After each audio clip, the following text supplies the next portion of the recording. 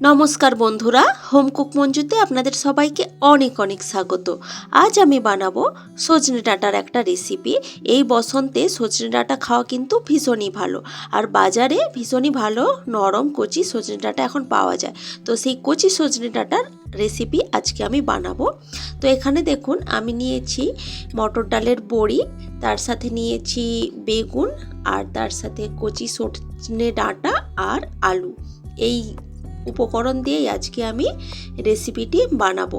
ভীষণই সুস্বাদু হয় গরম ভাতে এই বসন্তের দিনে এই রেসিপিটি। তো রেসিপিটি কিভাবে বানাচ্ছি চলুন আপনাদের সাথে শেয়ার করি। আর রেসিপিটি বানানোর আগে আমি একটা মশলা রেডি করে নেব। তার জন্য আমি একটা মিক্সার জার নিয়েছি, আর মিক্সার জারের মধ্যে প্রথমে দিয়েছি হলুদ সরষে বা সাদা সরষে যেটা বলা হয়, আর তার সাথে দিলাম কিছুটা কালো সরষে, আর এরপর আমি দিয়ে দেব কিছুটা পোস্ত। আর এই দু রকমের সরষে আর পোস্ত এখন আমি এইভাবে শুকনোই গুঁড়িয়ে নিয়েছি দেখুন। আর বাটার আগে এইভাবে মিক্সিতে একটু শুকনো গুঁড়িয়ে নিলে বাটাটা ভীষণ স্মুথ হয়। তো ভালোভাবে গুঁড়িয়ে নেওয়ার পর এখানে আমি দিয়ে দিয়েছি দুটো কাঁচা লঙ্কা আর কিছুটা জল। এখন এটাকে আমি আবার একটু মিক্সার জারে ঘুরিয়ে নেব, তাহলে স্মুথ একটা পেস্ট কিন্তু রেডি হয়ে যাবে। তো দেখুন পেস্টটা কতটা স্মুথ হয়েছে। প্রথমেই যদি জল দিয়ে এই পেস্টটা বানানো যায় তাহলে কিন্তু টাইম অনেক বেশি লেগে যায় এবং এতটাও স্মুথ হয় না। তো একটু এরকমভাবে করে দেখবেন ভীষণ স্মুথ একটা পেস্ট কিন্তু রেডি হয়ে যায়।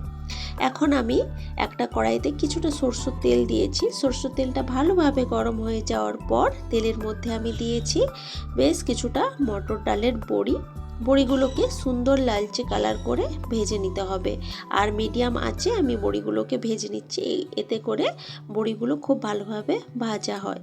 আর বড়িগুলোর মধ্যে দেখুন সুন্দর কালার চলে এসেছে। এখন বড়িগুলোকে আমি তুলে রাখছি। এখন কড়াইতে সামান্য তেল রয়ে গেছে, এর সাথে আমি আর সামান্য তেল অ্যাড করছি। অ্যাড করে এখন আমি এর মধ্যে দিয়েছি লম্বা করে কেটে রাখা আলুগুলোকে কিছুক্ষণ এইভাবেই নেড়ে চেড়ে ভেজে নেব।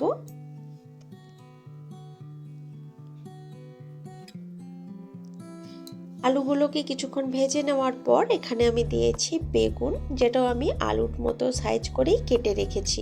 এখন আলু আর বেগুনটা ভেজে নেওয়ার জন্য আমি এখানে দিয়ে দিচ্ছি কিছুটা পরিমাণ নুন আর কিছুটা হলুদের গুঁড়ো। নুন আর হলুদ গুঁড়ো দিয়ে এখন আলুটাকে আর বেগুনটাকে ভালোভাবে ভেজে নিতে হবে।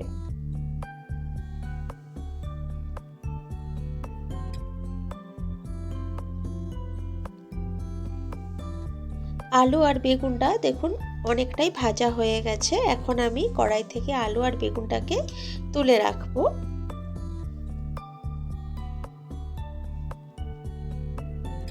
আলু বেগুনটাকে তো তুলে রাখলাম। এখন কড়াইতে আমি আবারও দেব সামান্য পরিমাণ তেল। তেলটা গরম হয়ে যাওয়ার পর এখানে আমি দিয়ে দিচ্ছি একটা শুকনো লঙ্কা আর কিছুটা কালো জিরে। এই রেসিপিটাতে কালো জিরের গন্ধটা ভীষণ ভালো যায়, তো সেই জন্য আমি ফোড়নে কালো জিরেটা ইউজ করলাম। এখন কালো জিরের আর শুকনো লঙ্কাটা ভালোভাবে ভাজা হয়ে যাওয়ার পর এখানে আমি দিয়েছি দুটো মিডিয়াম সাইজের টমেটো। আমি একটু লম্বা করে কেটে রেখেছি, সেই টমেটোটাই এখন ভাজতে দিয়েছি।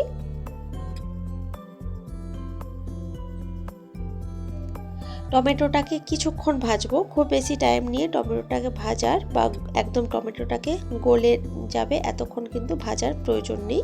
কিছুক্ষণ ভেজে নেওয়ার পরই আমি এখানে দিয়ে দিচ্ছি কিছুটা হলুদের গুঁড়ো, তার সাথে কিছুটা লঙ্কার গুঁড়ো, আর যে মশলাটা আমি বেটে রেখেছিলাম দু রকমের সরষে আর পোস্ত আর কাঁচা লঙ্কা দিয়ে, সেই মশলাটাই দিয়ে দিলাম।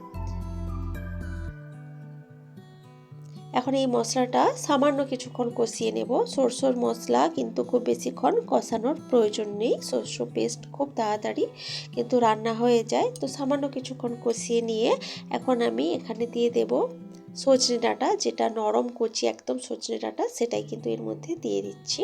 এখন সজনে ডাঁটাটাকে খুব ভালোভাবে মিশিয়ে নেব এই মশলাটার সাথে।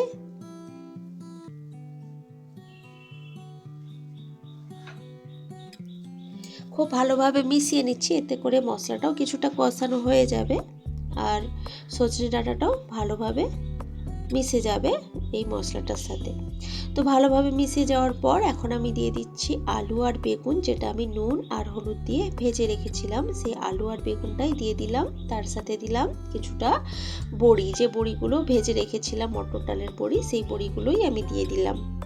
এখন সব কিছু একসাথে খুব ভালোভাবে মিশিয়ে নিতে হবে।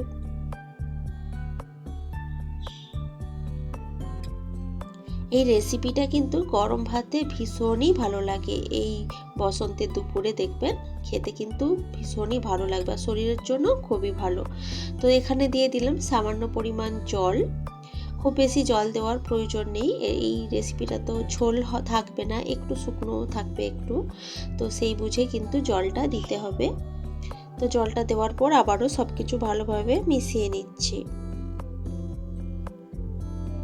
সব কিছু ভালোভাবে মিশিয়ে নেওয়ার পর এখন আমি এর মধ্যে দিয়ে দেব স্বাদ মতো নুন। আলু আর বেগুন যখন ভেজেছিলাম তখন সামান্য নুন দিয়ে ভেজেছিলাম, তো সেই বুঝেই নুনটা দিতে হবে। আর তার সাথে দিয়ে দিলাম দুটো চেরা কাঁচা লঙ্কা। কাঁচা লঙ্কার গন্ধটা খুবই ভালো যায়। মশলাটা যখন সরষের মশলাটা বেটেছিলাম তখন তো দুটো কাঁচা লঙ্কা দিয়েছিলাম, আবারও দুটো কাঁচা লঙ্কা এর মধ্যে অ্যাড করলাম।